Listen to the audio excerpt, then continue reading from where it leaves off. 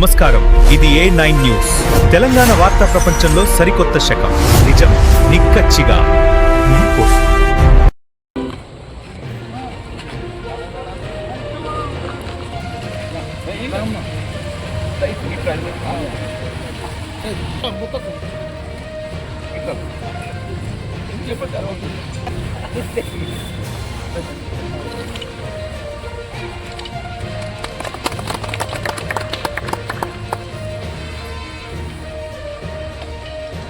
Babasaheb BR Ambedkar గారి ఆలోచన విధానం, బాబాసాహెబ్ బిఆర్ అంబేద్కర్ గారి ఆలోచన విధానం, బాబాసాహెబ్ బిఆర్ అంబేద్కర్ గారి ఆలోచన విధానం.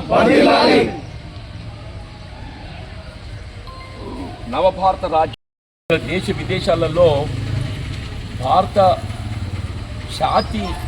ఖ్యాతి ఇనుమడింపజేయబడుతుంది అని చెప్పంటే దానికి ఆనాడు బాబాసాహెబ్ బిఆర్ అంబేద్కర్ గారు మనకు అందించినటువంటి రాజ్యాంగం అని చెప్పి చెప్పక తప్పదంటున్నాను.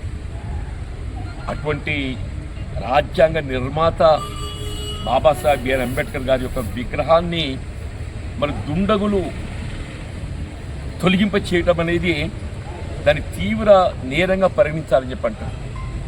వీళ్ళ బాబాసాహెబ్ బిఆర్ అంబేద్కర్ గారి విగ్రహాన్ని తొలగించడం అని చెప్పంటే ఇది భారత జాతిని అగౌరవపరచడం అని చెప్పంటారు. ఇది భారత జాతిని అగౌరవపరచడం అని చెప్పంటున్నాను. ఇది కేవలం ఒక కులానికి ఒక మతానికి చెందినటువంటి అంశం కాదు. ఇది యావత్ భారత జాతికి చెందినటువంటి అంశం. నాకు తెలిసి బాబాసాహెబ్ బిఆర్ అంబేద్కర్ గారి ఒక విగ్రహం ఇక్కడ దశాబ్దాల కాలంకి వెళ్ళి ఏర్పాటు చేయబడి ఉన్నది. ప్రతి 14th మనం ఏప్రిల్ ఏదైతుందో జయంతి ఉత్సవాలు కూడా ఇక్కడ మనం నిర్వహణ చేసుకుంటామని చెప్పండి. మరి అటువంటి ఒక బాబాసాహెబ్ బిఆర్ అంబేద్కర్ గారి యొక్క విగ్రహం కేవలం ఇవాళ ఈ స్థలాన్ని కాజేయాలనేటువంటి ఒక కుట్రపూరితమైనటువంటి ఒక దుర్బుద్ధితో, అంటే నిజంగా కూడా దోషులు వారు ఎంత నేరపూరితమైనటువంటి ఆలోచన కలిగి ఉంటారో ఆలోచించాలని చెప్పంటున్నారు. ఇలా బాబాసాహెబ్ బిఆర్ అంబేద్కర్ గారి యొక్క విగ్రహాన్ని తొలగింపజేసేటువంటి ఒక ప్రయత్నం చేసిందని చెప్పంటే అసలు మొత్తం ఇవాళ భారత శిక్షా స్మృతి లోపల ఏదైతుందో ఇంతకంటే పెద్ద నేరం ఉండదని చెప్పంటుంది. భారత నేర శిక్షా స్మృతిలో ఏదైతున్నదో ఇంతకంటే పెద్ద నేరం ఉండదు అని చెప్పంటుంది. నాకు ఉదయం తెలియగానే ఏదైతుందో నేను నిజంగానే ఆశ్చర్యపడి నాకు అంటే ఈ కళాశివాడతో నాకు ఉన్నట్టు అనుబంధం తెలియదు, మీకు అందరికి తెలియదు కాదు. నా ప్రజా జీవితం 4 దశాబ్దాలు గడుస్తున్నది. 4 దశాబ్దాలకి వెళ్ళి ఏదైతుందో ఇలా రాజకీయాలకు సంబంధం లేకుండా రాజకీయాలకు అతీతంగా ఈ ప్రాంతంతో నాకు అనుబంధం ముడివేసుకుని ఉందని చెప్పి అంటాను. వాళ్ళందరం కూడా ఏదైతున్నదో ఈ విగ్రహం అనేది ఇది భారత జాతి గౌరవాన్ని ఇనుమడింపజేసేటువంటి ఒక అంశం కాబట్టి వాళ్ళు ఇప్పుడే నేను స్థానిక పోలీసు అధికారులతో మాట్లాడడం జరిగింది.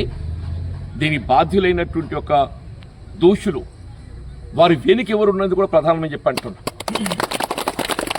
ఏమైపోయిందంటే ఈ నేరస్తులు వాళ్ళు తెరపైకి రాకుండా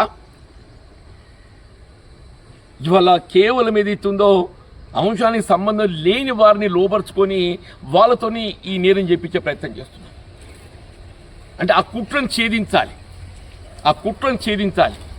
వీళ్ళ కళ్ళ ముందు కనబడుతున్నటువంటి నేరస్తుడుకి పరిమితం కాకుండా ఆ నేరస్తుని ప్రోత్సహించినటువంటి కారకులు ఎవరు, ఆ నేరస్తుని ప్రోత్సహించి ప్రోద్బలం చేసి ఈ అంబేద్కర్ గారి విగ్రహం తొలగింపజేసేటువంటి ప్రయత్నం చేసిన వారిని తెరపైకి తీసుకురావాలి.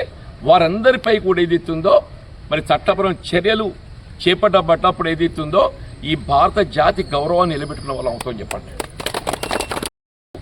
సరే, నేను మొదటికెళ్ళి కూడా మీతో ఉన్నటువంటి వాడిని, అది కాకుండా నాకు ఉన్నటువంటి ఒక అనుభవం, చట్టపరంగా ఉన్నటువంటి అవగాహన, ఇలా బాబాసాహెబ్ బిఆర్ అంబేద్కర్ గారి యొక్క ఆలోచన విధానంతో ఏదైతుందో మనం ముందు పోతున్నటువంటి వాళ్ళు మనందరం చెప్పంటున్నాం.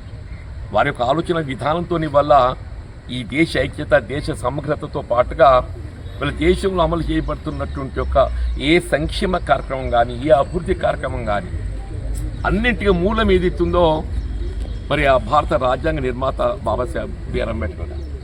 మన తెలంగాణ రాష్ట్రం ఏర్పాటు కాబడ్డదంటే కూడా ఇది ఇస్తుందో వాళ్ళు ఆర్టికల్ 3(4)లో అంశాన్ని పొందుపరచడంతోనే ఇవాళ తెలంగాణ రాష్ట్రం ఏర్పాటు కాబడ్డని చెప్పండి.